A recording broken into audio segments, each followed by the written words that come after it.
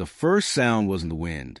It was a choke, part scream, part breath, and it cut straight through the stillness of the Texas plains. Colt Marin reined in his horse near the edge of a dried-up creek bed. The sun hammered down like judgment itself, baking the world until even the horizon shimmered in pain.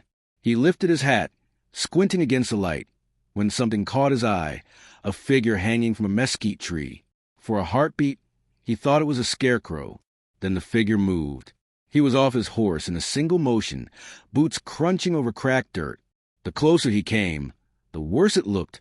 A woman, her arms bound above her head, rope biting deep into the skin, her toes barely brushing the ground. Her dress was torn, her face streaked with dust and blood. The wind tugged at her hair, tangling it across her face. And nailed into the tree trunk beside her was a rough piece of wood, with one word burned into it. Witch. Colt's stomach turned cold. He reached up and cut the rope, catching her before she collapsed. Her body was light, limp, nearly gone. He laid her gently on the ground and poured a trickle of water over her cracked lips. At first she flinched, choking on the drops, but then she swallowed. Her eyes flickered open, green and wild, filled with the kind of pain that never leaves. "Please," she rasped, "don't let them find me." "Easy now," Colt said softly. "Ain't nobody here but the wind and me." Her eyes rolled back as the darkness took her again. Colt looked around. The desert stretched endless in every direction. Whoever had done this hadn't wanted her found. He tore the hateful sign off the tree, broke it across his knee, and tossed the pieces into the dry creek bed. Then he lifted her into his arms, set her gently across the saddle, and turned his horse toward home. By the time they reached the Marin ranch, dusk had settled like a slow sigh over prairie. The old house stood quiet, its white paint faded by sun and sand. Rosa, the housekeeper who'd raised Colt after his parents passed, met him on the porch. "Sweet Lord above," she gasped, rushing forward. "What happened?" "Found her hanging from a tree out near Devil's Wash," he said, voice low. "Still breathing, somehow?" "Bring her inside," Rosa said firmly. "Quick, before the light fades." Inside, the air smelled of soap, tobacco, and old pine. Colt laid the woman on the spare bed, while Rosa fetched water and clean cloth. Together, they washed the dirt and blood away, wrapping her wrists where the rope had bitten deep. Hours passed before she stirred again. Her lips moved without sound. Rosa leaned close. "Hush now, you're safe." The woman blinked, her gaze darting from Rosa to Colt. "Safe?" she whispered hoarsely. "There's no such thing." Colt frowned. "You got a name?" "Claire," she murmured, her voice trembling like a candle flame. "Claire Danner." "Well, Miss Danner," Colt said softly, "you can rest now. Nobody's going to hurt you here." But she didn't look relieved, only afraid. That night, Colt sat by the window while Rosa kept a cool cloth on Claire's forehead. Outside, coyotes sang to the moon, their howls echoing across the lonely land. "Rosa," he said quietly, "you ever heard of a woman called a witch around these parts?" Rosa crossed herself. "Not since the preacher came to Mesa Hollow. Man's got folks seeing devils in every shadow." "Preacher?" Colt asked. "Reverend Silas Crowe," she said grimly. "He's got a way with words, and a temper fit for hell itself." Colt looked back at Claire, sleeping fitfully, her wrists bandaged, her face drawn. Then maybe words are what nearly killed her. He didn't sleep that night. The days that followed were slow and strange. Claire drifted between sleep and fever, sometimes whispering names Colt didn't know, Anna, Ruth, Martha. Other times, she woke in a panic, clutching her wrists, gasping for breath. Colt stayed close but quiet, giving her space to heal. He wasn't the kind to ask questions before a person could stand on their own 2 feet. By the 5th day, she could walk with help. Rosa fed her broth and whispered prayers under her breath. That evening, as the sun sank blood-red behind the hills, Claire finally spoke. "They came for me at dusk," she said. 3 men from town. Said I'd curse their crops. Reverend Crowe stood behind them, saying the Lord demanded justice. Colt sat still, hands clasped over his knee. "What did you do to get that kind of attention?" "I found something," she said, voice shaking. Under the church floor, a chest full of silver coins and women's trinkets. Crowe said they were donations, but the names carved on the lids, they were women who'd gone missing. He said I was possessed for questioning him. Her eyes filled with tears, but her voice turned hard. He called it the Lord's work. Said I'd pay for my sin in the dust. Colt's jaw tightened until his teeth ached. He'd known Crowe once. Smooth talker, all smiles and scripture. He'd never trusted men who used God to keep others afraid. Rest easy, Colt said. He'll answer for it. Claire shook her head. You can't fight him. He's the law in that town. Folks believe every word he says. Colt gave a thin smile. Then maybe it's time someone gives him reason not to. 2 nights later, he saddled his horse and rode out. The prairie stretched endless, quiet but watchful. By the time he reached Mesa Hollow, the town was asleep, except for the faint glow of lamplight spilling from the church windows. He tied his horse behind the livery and slipped around the back. The door creaked open easy. Crowe had never thought to lock the house of God. Inside, the air stank of wax and sweat. Colt found the trapdoor beneath the pulpit. Just as Claire had said, he pried it open and struck a match. The flame flickered over stacks of crates. Inside were ribbons, bracelets, and hair combs, tokens belonging to the missing women. Beneath them lay a small leather book. He flipped through it, page after page of names. Beside each name, a date, and beside that, a number. Then he saw Claire's name and the word sold. The match burned his fingers. He dropped it, stamping it out quick. His pulse roared in his ears. From above, a floorboard creaked. Colt froze. Reverend Silas Crowe stood in the doorway, black coat hanging loose around his shoulders. His voice was calm and cold. You trespass in God's house, Mr. Marin. Colt kept his hand near his revolver.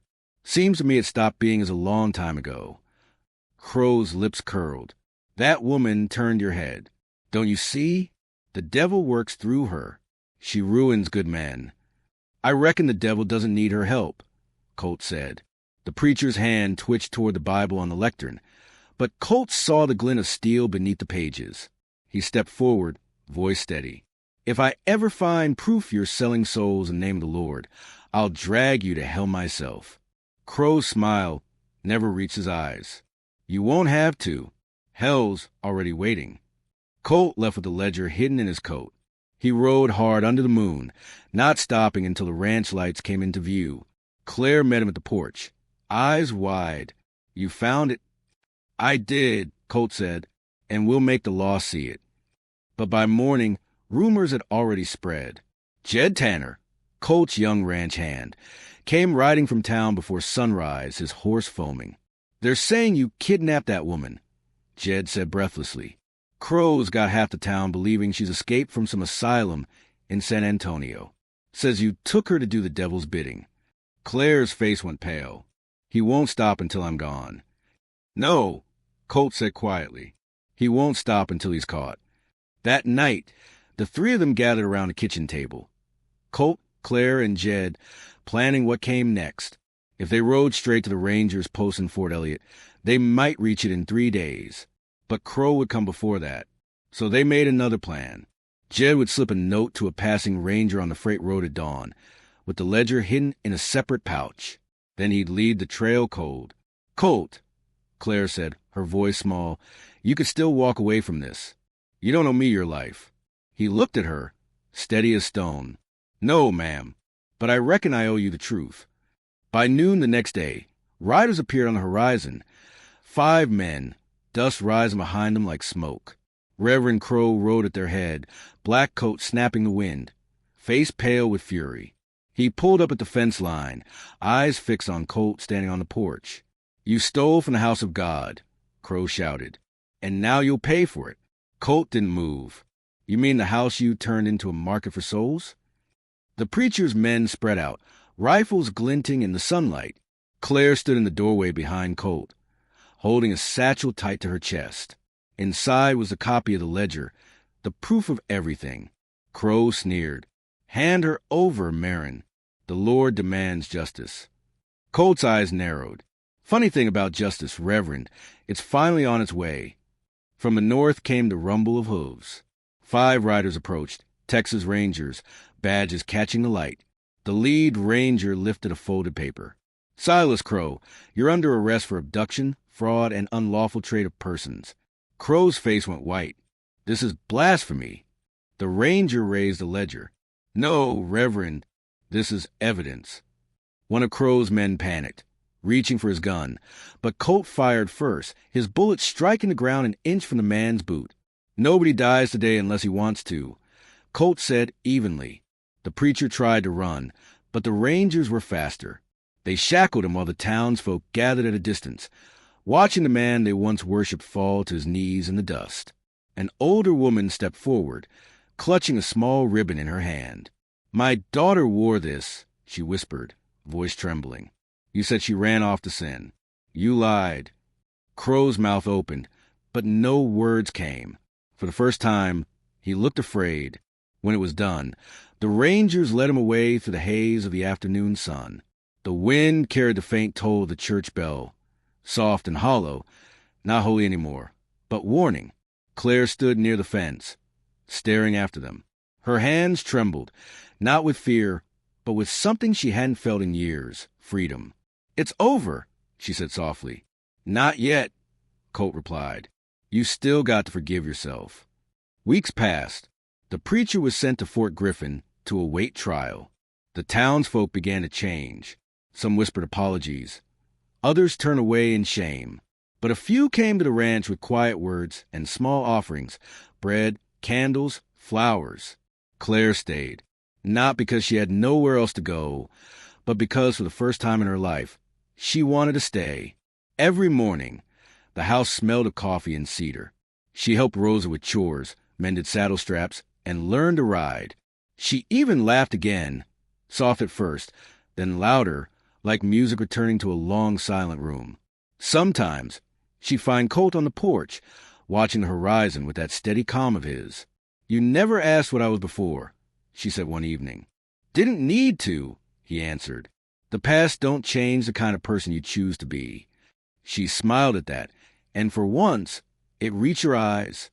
When spring came, Claire planted wild sage by the riverbank, the same place Colt had found her half-dead beneath the mesquite. She said it was for the women who never made it home.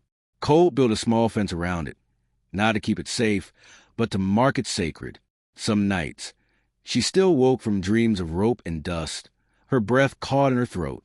But there was always light now, the soft flicker of a lamp, the sound of horses breathing in the barn, the rhythm of a life she'd rebuilt piece by piece. And every time, before she closed her eyes again, she whispered the same words. I made it. The people of Mesa Hollow learned something that year, that silence can be as cruel as any gunshot, and that sometimes justice rides not on a badge or a prayer, but on one quiet soul who refuses to look away. Now tell me something. Have you ever been blamed for something you didn't do? And when the world turned against you, did you find someone who believed anyway? Maybe that's what the West really was. A land full of ghosts and grit, mercy and second chances. So take a breath. Pour yourself a cup of coffee, or tea if you fancy. And if this story stirred something in you, the courage, the kindness, or the quiet fight for what's right, then stay a while. Because out here on the frontier, we keep telling the stories that remind us what it means to stand up, to forgive, and to love again. Subscribe, friend, and ride with us for the next story under the Wild West Sun.